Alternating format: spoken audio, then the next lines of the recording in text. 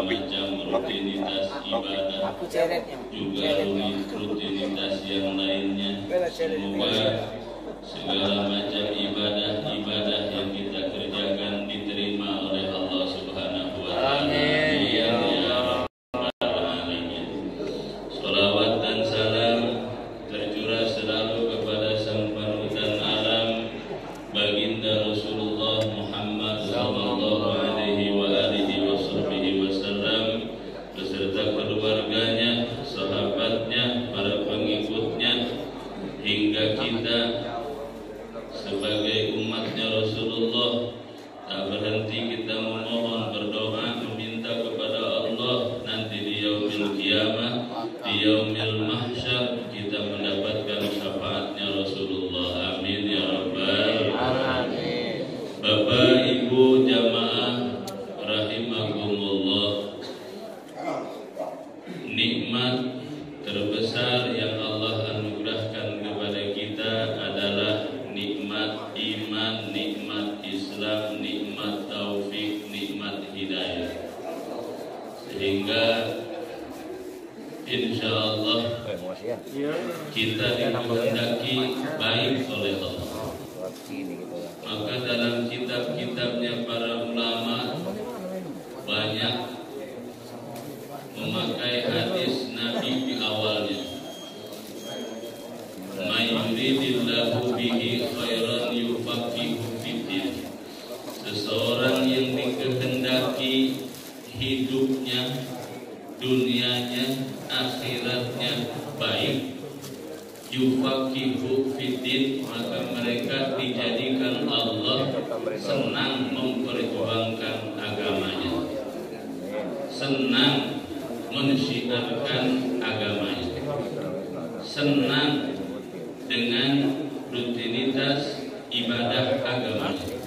Maka kita ini insya Allah termasuk orang yang dikehendaki jadi orang baik.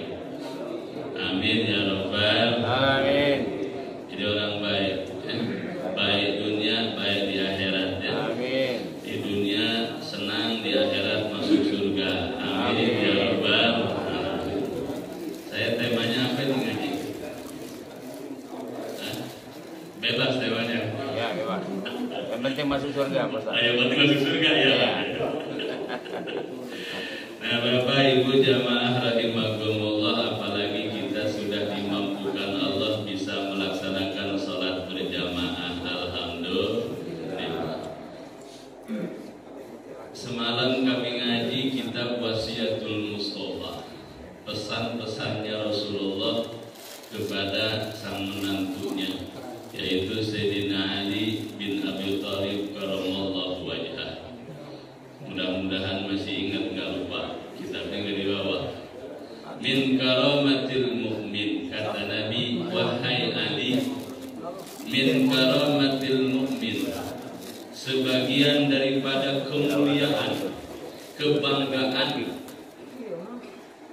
kebanggaan seorang mukmin. Nah, ada beberapa hal. Yang pertama, termasuk dari kemuliaan seorang mukmin adalah zaujatun muwafiqatun, punya pasangan yang akur, seirama, senada. Nah, itu kemuliaan seorang mukmin. Insya Allah kalau bapak ibu rumah tangganya sakinah mawaddah warahmah. Amin ya rabbal. Di dunia bareng-bareng, nanti bareng-bareng juga masuk surga ya. Amin. Yang pertama, sebagian daripada kemuliaan mukmin adalah mempunyai pasangan yang akur, yang serasi. Kemudian yang kedua, kebanggaan seorang mukmin. Kemuliaan seorang mukmin adalah sholat berjamaah. Ini kebanggaan kita sebagai mukmin, bisa sholat berjamaah. Bahkan kata Nabi, sholat kita berangkat dari rumah ke masjid untuk melaksanakan sholat berjamaah, ini yang nilai Allah, penilaian kata Allah. Fa innaha indallah kamasyika ilal haji wal umrah, kata Allah. Berjalan kita kita ke masjid untuk berjamaah itu seperti berjalan kita menunaikan ibadah haji dan umroh. Alhamdulillah, luar biasa. Wa ma yahrisu ala salatil jamaah, dan tidak ada yang menjaga benar-benar kepada salat berjamaah illa rajulun mu'minun wa tahabbahullah, kecuali orang itu mukmin yang dicintai oleh Allah. Alhamdulillah. Diulang, orang yang menjaga sholat berjamaah dicintai Allah, disenangi Allah. Allah sang pemilik alam semesta, sang pencipta alam semesta, senang sama Bapa. Alhamdulillah. Kemudian wa ma yashhadu biha illa munafiqun qad abghadahu Allah, dan tidak ada yang tidak suka kepada sholat berjamaah kecuali golongan munafik. Nauzubillah min. Maka Bapak Ibu, alhamdulillah mukmin yang dicintai Allah. Alhamdulillah. Pertahankan tuh. Ya. Maka Bapak jamaah rahimakumullah, tuh, sebagian daripada kemuliaan mukmin, satu tadi punya pasangan yang akur.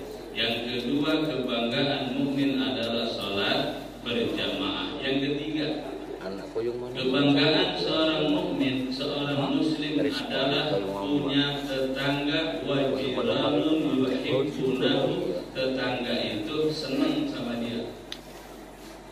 Maka dalam Islam ada anjuran akur dengan tetangga, saling menghormati dengan tetangga, karena kebanggaan mukmin muslim punya tetangga yang senang kepada dia. Musim mangga nggak punya pohon mangga, tetangga punya, kebagian nggak? Kebagian. Musim duku pohon nggak punya, nanam nggak, makan nggak? Maka itulah kata Nabi, wasiat kepada Sayyidina Ali, kemuliaan seorang mukmin ada tiga tuh: pasangan yang akur, sholat berjamaah, punya tetangga yang senang kepada dia. Nah Bapak jamaah rahimakumullah, karena tema saya bebas, jadi kemana-mana ya. Maka insya Allah semuanya bernilai ibadah. Amin ya rabbal alamin. Maka tema saya pagi ini adalah tentang ibadah ya. Tentang ibadah. Kemudian alhamdulillah kebetulan saya bawa kitab namanya Majalis Saniyah, syarah dari kitab Hadis Arba'in. Bapak jamaah rahimakumullah, ibadah. Ada ayat wa ma khalaqatul jinna wal insa illa liya'budun. Hafal ayatnya? Dan tidaklah aku ciptakan jin dan juga manusia. Jin disebut duluan karena jin penciptaannya diciptakan duluan daripada manusia. Maka jin itu senior kita. Makanya yang namanya lawan senior agak susah menang. Wajar ya, senior. Diciptakannya jin dulu baru manusia. Dan tidaklah Allah ciptakan jin manusia illa liya'budun, kecuali hikmahnya untuk ibadah. Karena penciptaan Allah nggak butuh alasan. Allah menciptakan manusia untuk ibadah? Bukan. Untuk ibadah itu kata kita. Kalau Allah berkehendak, nggak butuh alasan Allah menciptakan manusia, terserah Allah buat apa. Allah menciptakan bumi, menciptakan langit, terserah. Itu hak Allah. Dan alasannya nggak ada alasan bagi kita. Tapi kita bisa mengambil hikmah dari segala macam penciptaan Allah. Termasuk kita diciptakan oleh Allah untuk ibadah, hikmahnya untuk mengerjakan ibadah. Nah ibadah ini barusan untuk kita ibadah. Alhamdulillah. Kata ulama, kita ini hamba, namanya abdun, itu namanya hamba. Kerjaannya hamba, ibadah apa? Menghamba.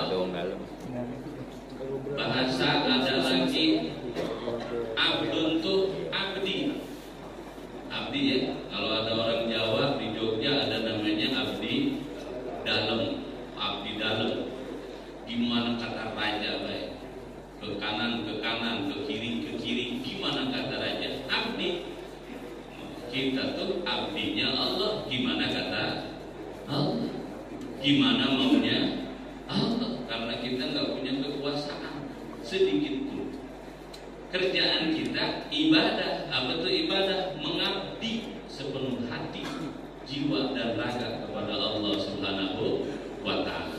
Maka ulama tuh ngebagi ibadah tuh ada yang ibadah sifatnya ritual, ada yang sifatnya sosial.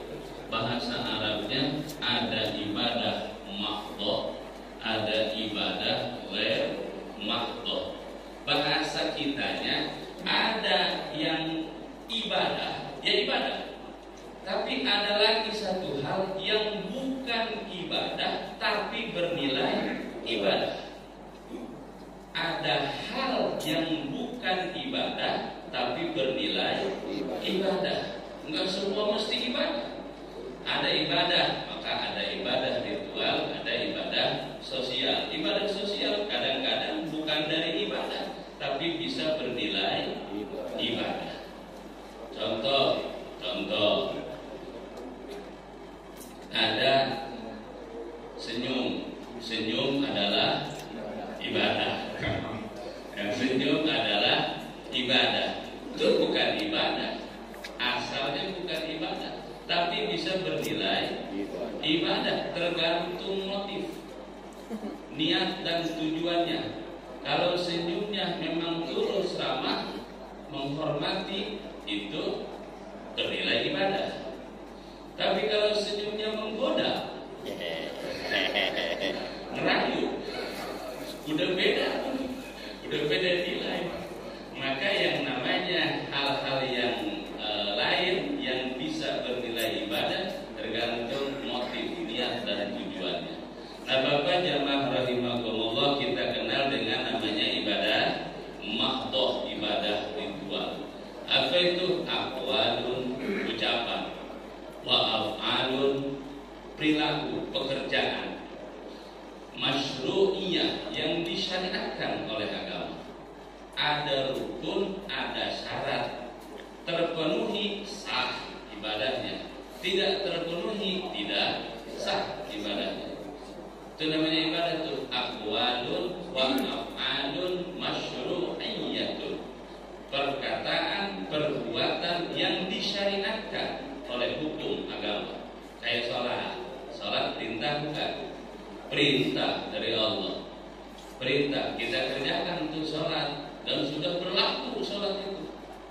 Bahkan dikatakan oleh Nabi, shollu kama ra'aitumuni usolli. Sholatlah kalian seperti kalian melihat aku sholat.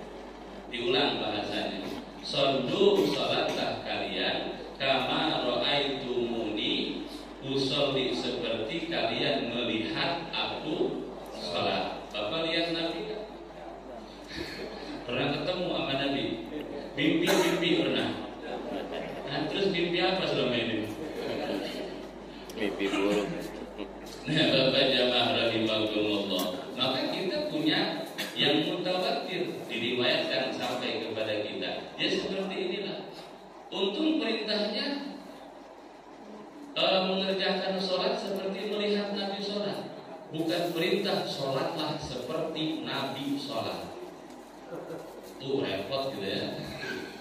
Repot. Sholatlah seperti Nabi sholat. Tahu sholatnya Nabi? Nah, diriwayatkan oleh Ummul Mukminin Sayyidah Aisyah, Nabi itu sholat sampai kakinya bengkak. Sampai kakinya bengkak. Kita kaki bengkak karena sholat apa karena apa? Sandung. Oh, semburan kamu ya. Nabi sholat begitu. Untung perintahnya, masya Allah, luar biasa, sangat murah bagi kita. Karena sayang Allah sama kita, sholatlah seperti melihat Nabi sholat. Alhamdulillah. Itu sholat ibadah ritual. Ibadah ritual. Kemudian ibadah ritual ini dibagi-bagi lagi. Walaupun secara keseluruhan masih nyambung juga. Ada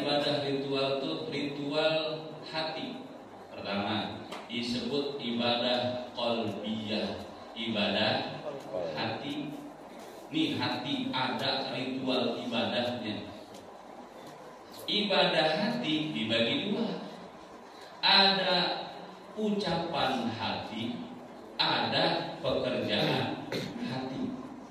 Dua tuh, ibadah hati ada dua. Ada ucapan hati, ada pekerjaan hati. Mana ucapan hati? Asyhadu an la ilaha illallah wa asyhadu anna Muhammadar Rasulullah. Tuh ibadah hati mesti ngucap. Lisan mesti ngucap, hati juga mesti ngucap. Tekankan dalam hati tidak ada ilah, tidak ada Tuhan yang wajib disembah dengan sebenarnya kecuali Allah. Ibadah itu, ibadah hati wajib itu, dan itu kita jaga jangan sampai lepas. Amin ya rabbal alamin. Ucapan hati. Kemudian ada lagi namanya apa tadi? Pekerjaan hati. Mana pekerjaan hati? Mahabbatullah, seperti cinta kepada Allah, senang ingin selalu dekat dengan Allah, maka hatinya dipenuhi dengan zikrullah. Apalagi itu pekerjaan hati, ar-raja li sawabihi ta'ala, mengharap pahala dari Allah, mengharap rahmatnya Allah. Kemudian apalagi pekerjaan hati, takut akan siksa Allah. Itu kerjaan hati, kerjaan hati. Kemudian mana lagi? Ikhlas. Nah ikhlas itu juga kerjaan hati. Ibadah itu, ibadah makhluk. Sebab ikhlas ruhnya amal. Ibadah kita itu mati kalau nggak ada ikhlas. Ibadah kita akan hidup jika ada ruhnya, dan ruhnya adalah ikhlas. Ibadahnya bagus, nggak ikhlas, ada bagusnya baik, tapi nggak hidup. Seperti pohon yang imitasi, ada pohon imitasinya, pohon palsu, bunga palsu dari plastik itu. Indah apa enggak? Indah. Bagus enggak? Bagus, tapi nggak hidup. Cuma dapat hidup doang, cuma dapat indah baik, cuma dapat bagus baik. Maka ikhlas dalam ibadah itu pekerjaan hati. Ibadah makhluk itu, ibadah ritual kita. Kemudian apalagi husnuzon, baik sangka, punya prasangka yang baik kepada siapa? Satu, prasangka baik kepada Allah Subhanahu wa ta'ala, bahwa yang sudah terjadi kehendak Allah, yang sedang terjadi kehendak Allah, yang akan terjadi kehendak Allah, dan apapun yang menimpa kita saat ini adalah yang terbaik dari Allah. Alhamdulillah. Apapun itu, husnuzon sama Allah, ada hikmah di balik semua peristiwa yang menimpa kita. Nah Bapak jamaah rahimakumullah, itu pekerjaan hati. Maka kita diajarin tuh yang kedua, husnuzon kepada sesama, husnuzon kepada sesama kita. Sultanul Awliya Sayyidi Syekh Abdul Qadir Al-Jilani qaddasallahu sirrahul aziz, ulama tahun 476 Hijriah, senior dari Imam Ghazali. Kalau Imam Ghazali tahun 555 Hijriah, pengarang kitab Ihya Ulumuddin. Tuan Syekh Abdul Qadir Al-Jilani ulama produktif, luar biasa, karangannya banyak. Ada tafsir namanya tafsir Jilani, ada kitab fikih yang sekaligus membahas dua madhab Syafi'i dan Hambali, namanya kitab Al-Bunyah. Banyak hal yang lain. Nasihat-nasihat beliau dimuat oleh murid-murid beliau sehingga jadi buku namanya Fathur Rabbani. Saya baca di kitab Fathur Rabbani nasihat Tuan Syekh Abdul Qadir Jilani untuk menjaga husnuzon kepada sesama. Ya husnuzon agar hubungan kita dengan sesama itu tetap baik. Husnuzon, baik sangka terus. Ya, kalau melihat orang itu terhormat punya kedudukan, ya dihormati, datangnya orang berdiri, tempat duduknya disiapin. Nah terhormat tuh secara kedudukan, punya jabatan berarti ya, pejabat ya. Husnuzon tuh dalam hati. Kata Syekh Abdul Qadir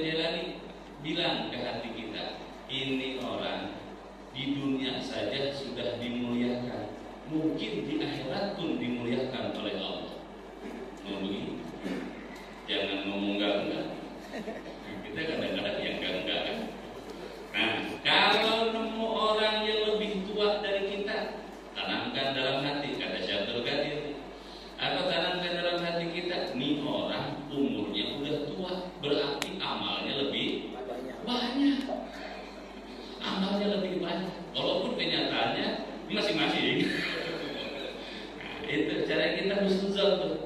Jika kita nemu anak kecil, usianya jauh di bawah kita, apa kita bilang? Nih bocah, nih anak belum berdosa, belum punya dosa. Sedangkan kita setua ini, masya Allah. Jika nemu orang mana orang apa lagi itu?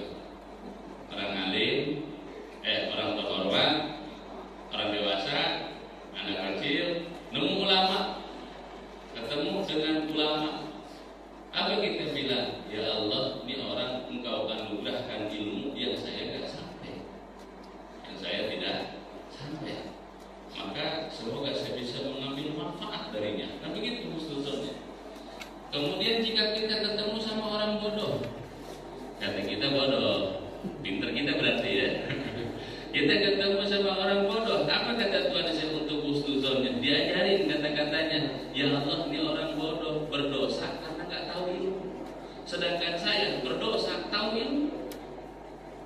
Maka kita akan selalu punya sikap husnuzon. Nah, husnuzon itu ibadah hati, namanya pekerjaan hati, ibadah mahdoh.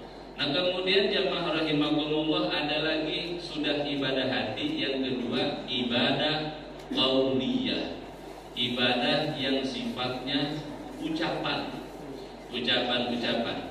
Mana tuh ibadah yang pakai ucapan? Baca Quran, ibadah enggak? Ibadah, alhamdulillah. Masih ngaji Quran sini ya? Oh, semangat terus pokoknya ya. Nah, baca Quran itu ibadah, ngerti nggak ngerti ibadah, pokoknya ya.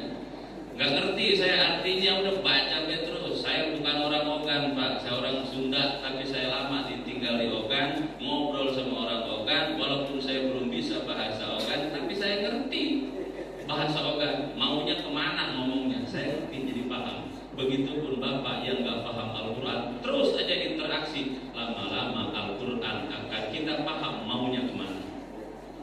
Kalau sering bergaul, kalau jarang bergaul ya nggak ngerti-ngerti kita. Nah, Bapak jamaah rahimakumullah, ibadah qauliyah tuh baca Quran, ucapan. Kemudian apa lagi? Zikir ya. Nah, zikir juga tuh ibadah qauliyah. Kemudian mana lagi yang termasuk ibadah qauliyah? Ad-dakwah ilallah, dakwah, mengajak orang kepada jalan Allah, itu juga ibadah qauliyah yang sifatnya ucapan. Apa mesti jadi dai? Tidak, karena kullukum dai ilallah. Nah, kata Nabi, semua dari kalian adalah pendakwah kepada Allah.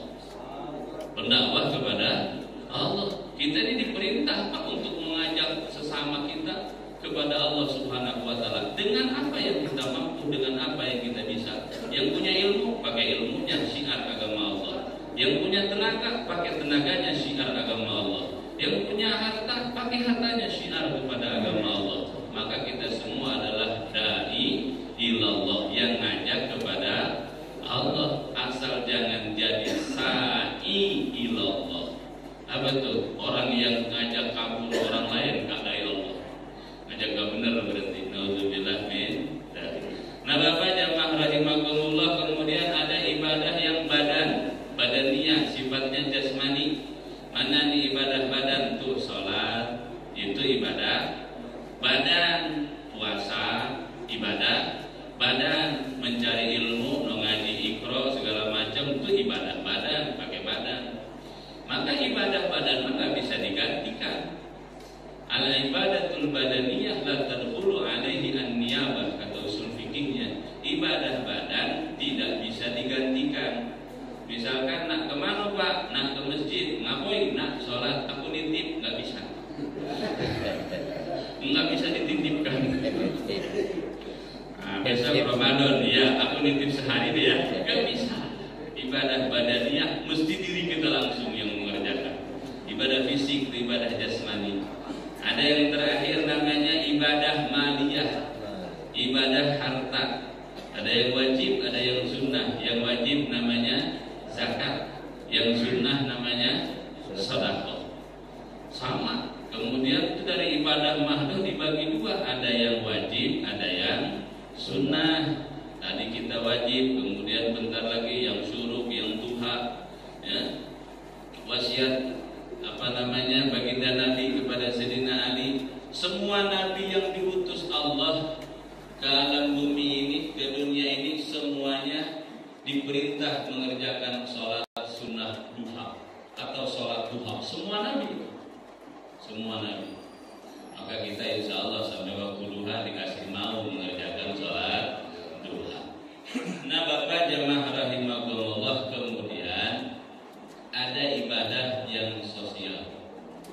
ada ibadah ghair mahdhah, namanya ghair mahdhah, ibadah sosial. Apa itu ibadah sosial? Ibadah sosial ibadah yang tidak berasal dari ibadah tapi bernilai ibadah. Apa saja? Banyak. Gotong royong ibadah bukan? Ibadah bernilai ibadah bukan ibadah. Kalau ibadah ada syarat, ada rukun. Sholat ada syaratnya enggak? Ada syarat sebelum sholat, menghadap kiblat, punya wudu, ya, suci dari 2 hadas, hadas besar, hadas kecil, punya wudu, menghadap kiblat, tahu waktunya sudah masuk, itu syarat sebelum sholat. Maka enggak sah orang zuhur jam 10, enggak sah. Sebab belum masuk waktu, itu syaratnya mesti masuk waktu sholat. Sekalian beda, mumpung pagi, zuhur, asar, maghrib, isya, enggak bisa. Syaratnya enggak masuk. Kata qaidah usul fikih, idzan tafa syartu intafal masyrut. Syaratnya enggak kepake, maka ibadahnya enggak jadi. Ada rukunnya dalam sholat. Berapa jumlah rukun sholat? Sekian, ya sudah. Macam-macam, ada yang 17, ada yang 15, ada yang 16.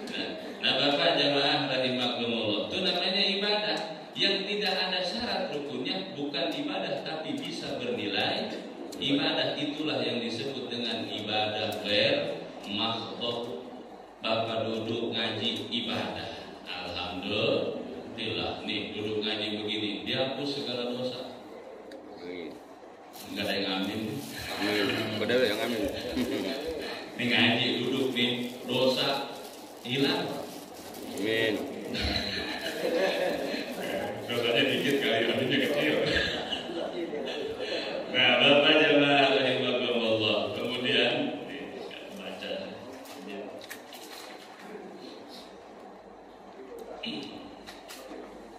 Ada ibadah ghair mahdhah, ibadah sosial dan bernilai ibadah.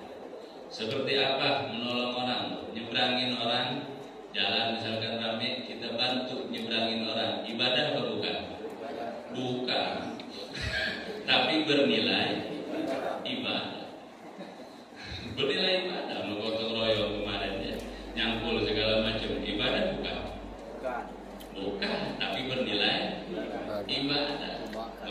Disebut ibadah sosial.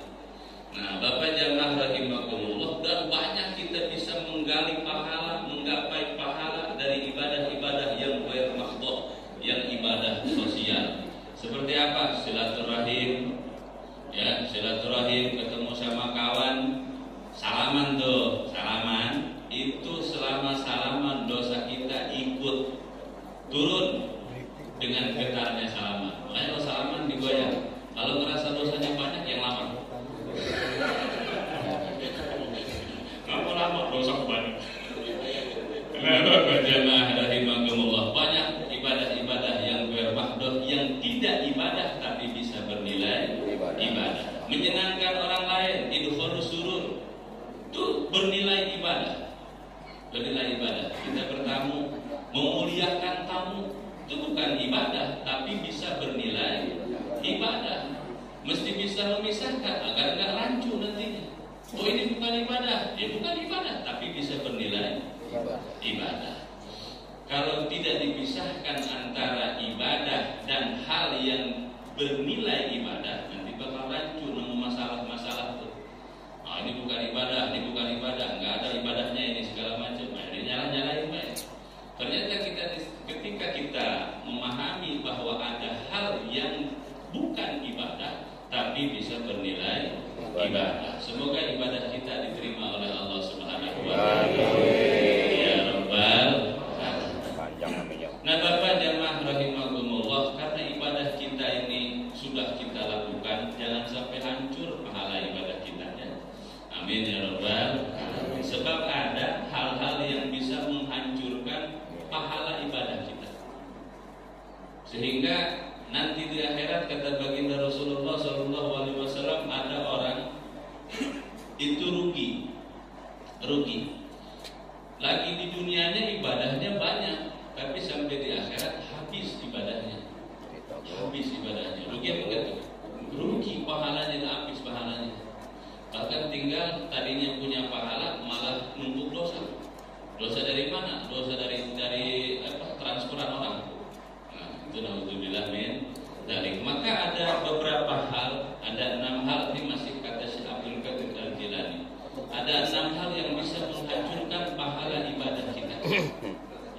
pertama, ini dari sosial, dari kehidupan sosial kita.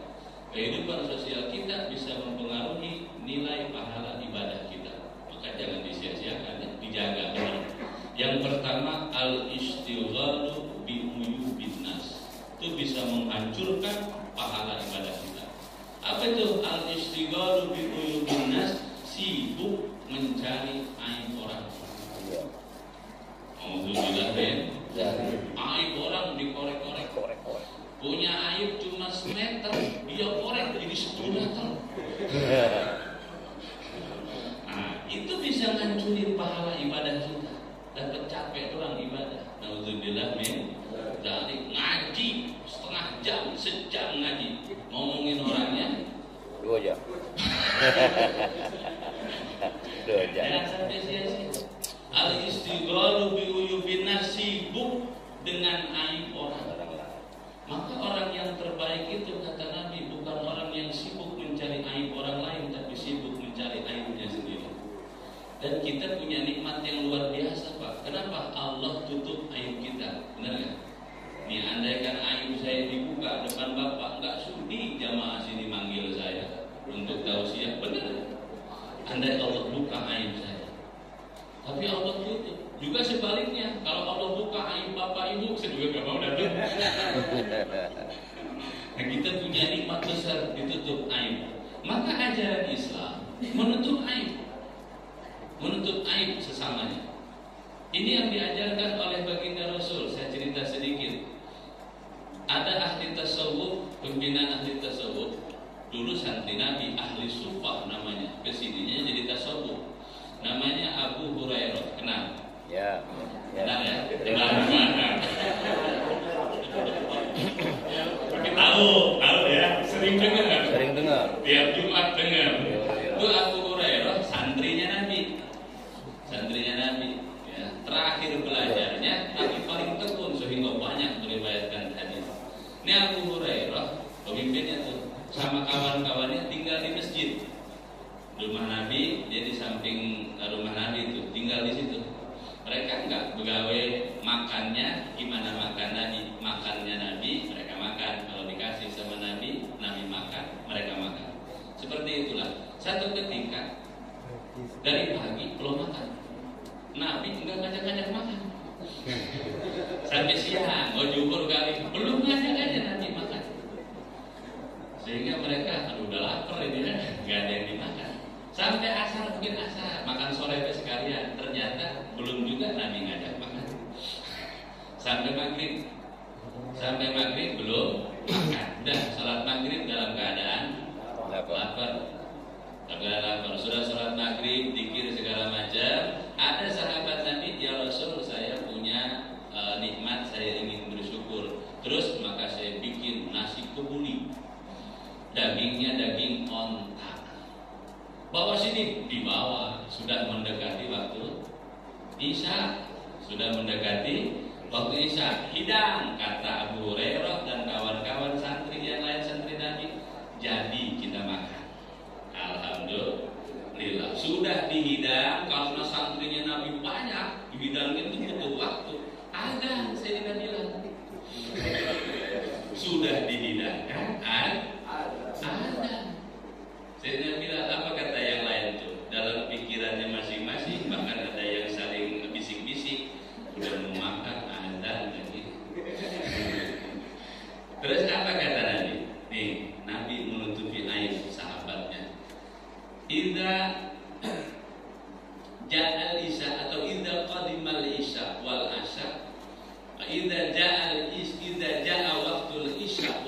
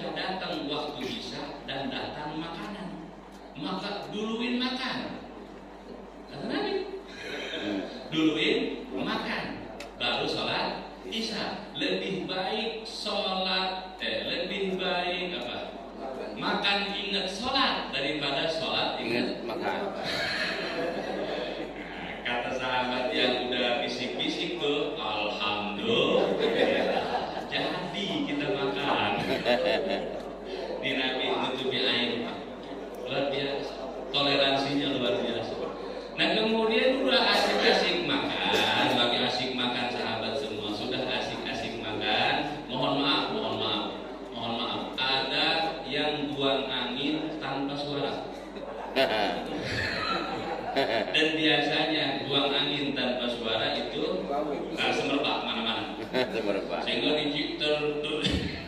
keciumlah oleh Abu Hurairah. Nanya Abu Hurairah, enggak sopan, enggak adab, suul adab, buang angin depan Nabi.